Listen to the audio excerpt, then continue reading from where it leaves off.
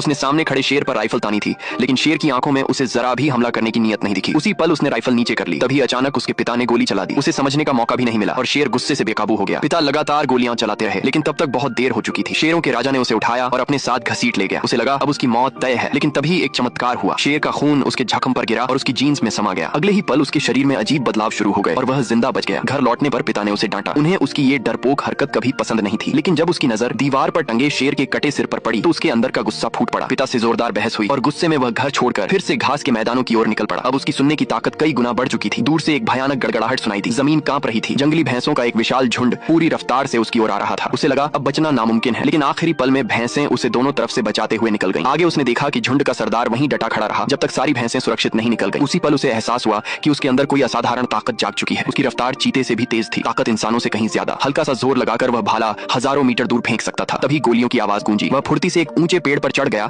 और अपनी तेज नजर से लगभग 10 किलोमीटर दूर तक देख लिया। कुछ शिकारी जंगली भैंसों का शिकार कर रहे थे। वह बिजली की तरह वहां पहुंचा, लेकिन तब तक कई मासूम जानवर मारे जा चुके थे। ये देखकर उसका खून खौल उठा। एक शिकारी ने उस पर बंदूक तानकर धमकाया, लेकिन इससे उसका गुस्सा और भड़क गया। उसने झट से चाकू उठाया और उन पर टूट पड़ा। उसकी ताकत के सामने दोनों शिकारी बेबस थे। उसी पल उसने तय कर लिया, चाहे कुछ भी हो, वह इन मासूम जानवरों को इंसाफ दिलाकर रहेगा। यह कहानी सिर्फ ताकत की नहीं, जिम्मेदारी की भी है। जानवरों की हिफाजत करो, वरना इंसानियत को इसका अंजाम भुगतना पड़ेगा। क्या तुम इससे सहमत हो? कमेंट में जरूर बताना। दोस्तों, अगर आपको इस शेर की ताकत मिली होती तो आप सबसे पहले क्या करते, प्लीज कमेंट में जरूर बताना।